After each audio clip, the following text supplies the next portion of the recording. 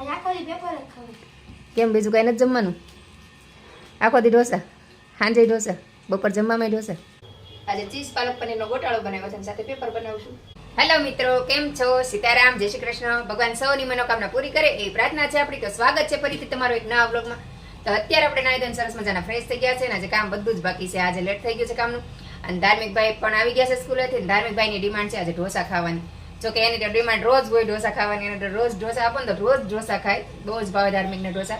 તો એના માટે જો મેં અત્યારમાં પેપર બનાવી નાખ્યું છે અને અહીંયા આપણે ઓમભાઈ માટે શાક બનાવી નાખ્યું છે ફુલાવરનું. જો સરસ મજાનું ફુલાવરનું શાક બનાવી નાખ્યું છે.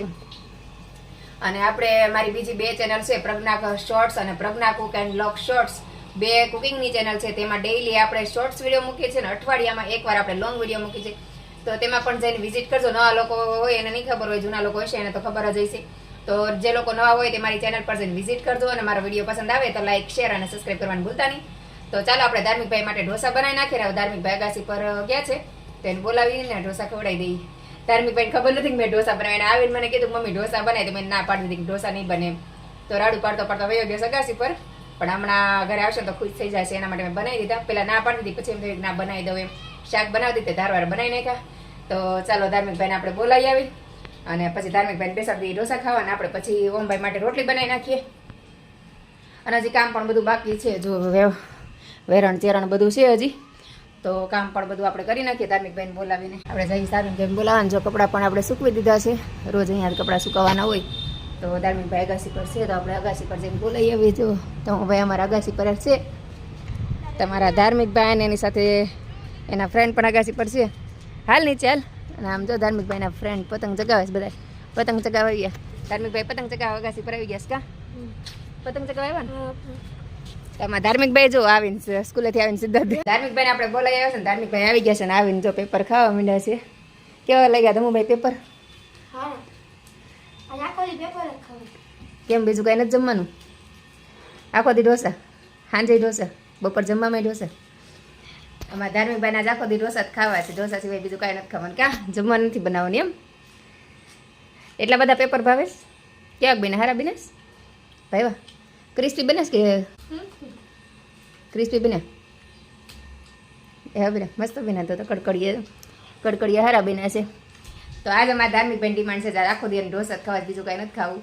તો અત્યારે આપણે ધાર્મિકભાઈને પેપર બનાવી દીધા છે. તો આપણે અત્યારે હવે ઓમભાઈ માટે રોટલી બનાવી નાખીને પછી ટિફિન દઈ આવી ઓમભાઈને. અને પછી આવીને આપણે ધાર્મિકભાઈને પેપર બનાવી દઈશું. કા ખાલી પેપર જ ખાવા, ઘરે બીજું કાંઈ? ખાલી પેપર. ધાર્મિકભાઈને ખાલી પેપર ખાવાની મજા આવે કે એકદમ આપણે ક્રિસ્પી બનાવે ને એટલે પેપર ઓલા પાપડ જેવા લાગે ને તો ખાવાની મજા આવે. કાદમ મજા જ આવી જાય, ધરાઈ જાય. રોટલી થઈ ગઈ ને ઓમભાઈનું ટિફિન પણ તૈયાર થઈ ગયું. મેં કીધું સ્વેટર જો થોડુંક શિયાળા જેવું લાગે છે હવે, તો સ્વેટર બધાને કાઢી લીધા છે. ઓમનું, ધાર્મિકનું, મારું બધાના સ્વેટર કાઢી લીધા, થેલો ભરીને મૂકી દીધો. તો જો અત્યાર સુધી શિયાળા જેવું નથી લાગતું, આમ ગરમી જ લાગતી. પણ આજે સવારમાં થોડુંક એમ લાગ્યું કે ના ના શિયાળો બેસી ગયો એવું. તમે કીધું અત્યારે સ્વેટર બધા બહાર કાઢીને સરસ મજાના ધોઈને સૂકવી દઈએ ને પછી યુઝ કરીએ. કેમ કે વરસ દિવસથી એમને સ્વેટર પડ્યા હોય, કંઈ કામમાં ન આવતા હોય તો પહેલાં ધોઈ નાખવા પડે. તમે તો આજ સ્વેટર ધોઈ નાખું તો પછી કાલથી આપણે યુઝ કરવું હોય તો થાય. છોકરાને સ્કૂલે પહેરી જાય. જોકે ધાર્મિક તો અમારા સ્વેટર ક્યારેય પહેરે જ નહીં, એને તો સ્વેટર પહેરવા ગમે જ નહીં. પણ ઓમભાઈ કદાચ પહેરી જાય તો. અને મારે ધાર્મિકને સવારમાં સ્કૂલે મૂકવા જવાનું, થોડી થોડી ઠંડી હોય તો મેં સ્વેટર આપણે પહેરી જાય. અને અમે સ્વેટર છે શિયાળામાં જ કામ આવે, પછી કંઈ કામ આવવાનો હોય નહીં તો થોડોક તો ઉપયોગ કરી નાખે ને. આમ તો સુરતમાં અમારા ઘરે તો અહીંયા બીજા વિસ્તારમાં ખબર નહીં, પણ અમારા ઘરમાં તો અમને શિયાળા જેવું લાગે જ નહીં. આમ બહાર નીકળવી સવારમાં છોકરાને સ્કૂલે મૂકવા જાય ને ત્યારે થોડુંક એમ લાગે કે ના ના શિયાળો છે, બાકી ઘરમાં તો લાગે જ નહીં. રાતે તમારે એસી પંખો બે ચાલુ હોય, શિયાળો હોય તોય તે. પણ તોય મેં કીધું હાલો સ્વેટર કાઢી નાખીને હવે નાખી દઈ ધોવા. તો ચાલો આપણે સ્વેટર ધોઈ નાખીએ અને પછી આપણે ઓમભાઈને ટિફિન દઈએ મશીનમાં. તે જોવામાં ધોઈ નાખવાના છે, આપણે થામાં નાખી દઈશું. અને આનું તેમાં ગરમ કપડાં ધોવાનું તે મશીનમાં ઓપ્શન આવે છે, એટલે આપણે ગરમ કપડાં મશીનમાં ધોઈ નાખીએ, નકર તો આપણે હાથે ધોવા પડે. પણ મારે મશીનમાં ઓપ્શન છે ગરમ કપડાં ધોવાનું, ચાદરો ધોવાનું, જીન્સ ધોવાનું, બધા અલગ અલગ ઓપ્શન છે.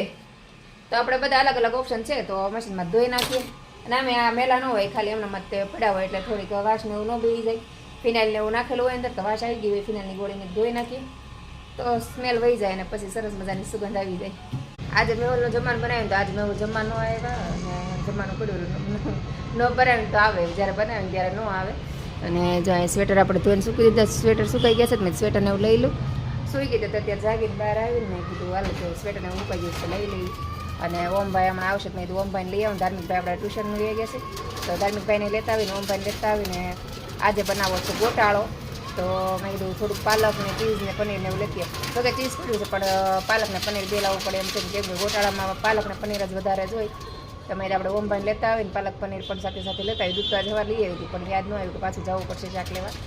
તો ચાલો આપણે શાક પણ લઈ આવીને ઓમભાઈ સાથે સાથે લેતા આવીએ. અને જો કબૂતર બી કેવા બાંધે છે સમજો, પતરા ઉપર બેસે છે અને બાંધે છે. જો બે ઉડી ગયા અને એ નીચે બધા બેઠા છે. તો હાલો આપણે ફટાફટ શાકભાજી લઈએ ને. અત્યારે શિયાળાની સિઝન છે તો ફટાફટ અંધારું થઈ જાય. જો કેવું અંધારું લાગે છે, એમ થાય કે સાંજ પડી ગઈ એવું લાગે. શિયાળામાં વહેલા દી 8ની જાય, સવારમાં દિવસ ઉગી જાય એવું થાય ને દિવસ હાવ ટૂંકો પાછો તો કંઈ કામ ન થાય ને તો સવારને સાંજ પડી પણ જાય. તો આપણે આવી ગયા છીએ ઓમભાઈને લેવા. ઓમભાઈને વાટે ઊભા છીએ. ઓમભાઈની ગાડી હજી આવી નથી, તમે ત્યાં ઊભી છે. જો અમારો ઓમભાઈ હમણાં અહીંયા જ આવશે. અહીંયા આપણે કોર્નર પર ઊભા છીએ વાટ જોઈને. અને અત્યારે ધીમે ધીમે ટ્રાફિક પણ થતું જાય છે. જો ઓમભાઈને લઈને આવી ગયા છે આપણે શાક માર્કેટમાં શાક લેવા માટે. લસણ ને એવું લેવું છે, પાલક ને એવું આવી ગયા છે. અહીંયા જાય પાલક સરસ છે તો મળી જાય તો લઈ લઈએ. અત્યારે ટ્રાફિક જો ટ્રાફિક અત્યારે નથી, મોડું થઈ ગયું. શાકમાં થોડુંક ટ્રાફિક છે. ભાઈ ઉભા છે વાટે.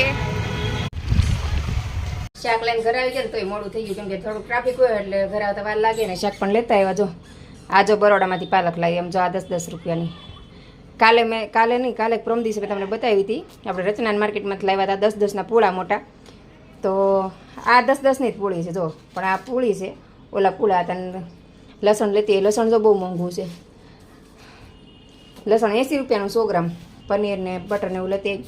થોડુંક પનીર ઘટતું હતું તો પનીર ને બટર થોડું ઘટતું હતું લેતી આવી. એટલે ઘટતું નહોતું પણ પછી કીધું ઘટે ને તો પછી ખાલી ખોટું મજા ન આવે. પછી ક્યાં તાત્કાલિક લેવા જાવ, ધારવા લેતા આવ્યો. અને પાલક તેદી મેં તમને બતાવી આપણે રચના માર્કેટમાં લાવ્યા હતા. 10-10ના મોટા પૂળા હતા અને ઝીણી પૂળી આવી 10 રૂપિયા. તો આટલો ડિફરન્સ પડે છે રચના માર્કેટમાં અને બરોડા માર્કેટમાં. અને લસણ તો બરોડામાં 80નું 100 ગ્રામ છે. રચના માર્કેટમાં આપણે પૂછ્યું નથી પણ ત્યાં જઈએ તો ખબર પડે. અત્યારે બરોડામાં 80નું 100 ગ્રામ લસણ હતું તોય તે ગોટાળો બનાવે છે. જોતું હોય તો લસણ વગર કાંઈ મજા ન આવે ને. અત્યારે સૂકું લસણ એવો ટેસ્ટ ન આવે. મેં તો કંઈ નહીં લઈ લો હવે. તો ચાલો આપણે બધી વસ્તુ આવી ગઈ તો હવે આપણે બનાવી નાખશું ગોટાળો. અમારા ઓમભાઈ પણ આવી ગયા છે અને ધાર્મિકભાઈ પણ આવી ગયા છે. ઓમભાઈને તો આપણે લેવા જ ગયા હતા. તો હવે આપણે રસોઈની તૈયારી કરી નાખીએ. એમ થાય તેવું મોડું થઈ ગયું છે અને અત્યારે અંધારું પણ થઈ જાય. જો કેવું અંધારું થઈ ગયું છે. અંધારું થઈ ગયું છે પણ એટલો ટાઈમ એટલો બધો નથી. પણ અત્યારે શું છે શિયાળામાં વહેલા દી આથમી જાય તો અંધારું થઈ જાય. તો હવે આપણે વહેલા રસોઈ કરી નાખીએ ને તો વહેલા આપણે નવરા થઈ જઈએ.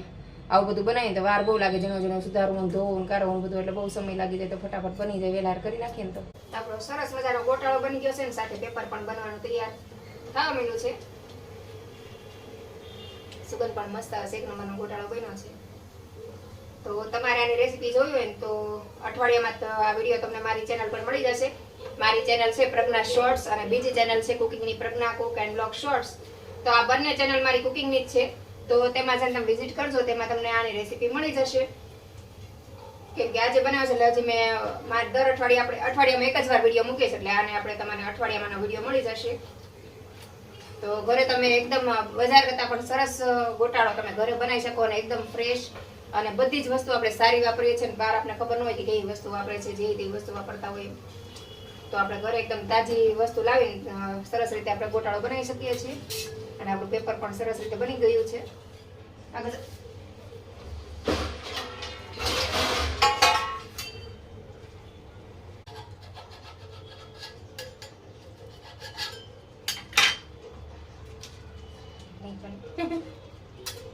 મેં કીધું ત્રિકોણ બનાવું.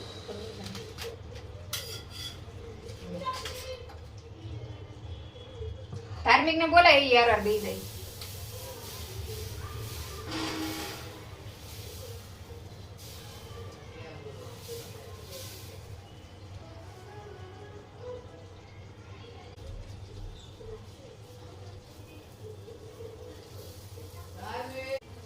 તો તમે ગોટાળો કઈ રીતે બનાવો આપને કોમેન્ટ કરીને જરૂરથી જણાવજો.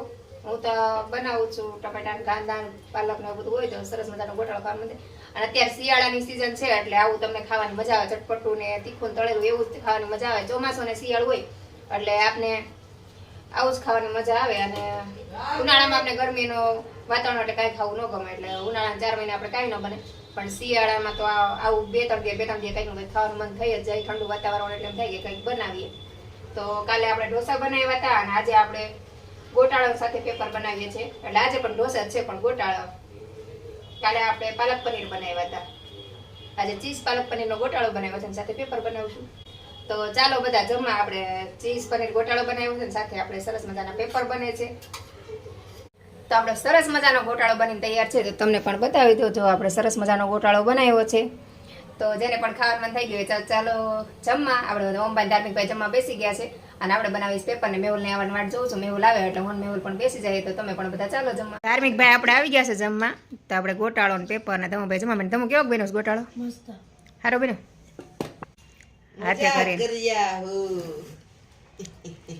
હાથે તમે આખો દી પેપર જ ખાતા કા? મજા આવી ગઈ ને? તો તમે ભાઈને બહુ ભૂખ લાગીશ તો ફટાફટ જમવા મળ્યા. મજા આવે છે ને તમે જમવાની? ગોટાળો એટલામાં તમને મજા જ આવે કા? કામ કરી નવરી થાય ત્યાં બધા સૂઈ ગયા. તો બસ આવો રહ્યો આજનો આપણો દિવસ. તો ચાલો આજનો વિડીયો આપણે અહીંયા જ પૂરો કરશું. તો વિડીયો પસંદ આવ્યો હોય તો લાઈક શેર અને સબસ્ક્રાઈબ કરવાનું ભૂલતા નહીં. તો ફરીથી મળશું કાલે એક નવા વિડીયો સાથે. જય હિન્દ, જય ભારત, ગુડ નાઇટ.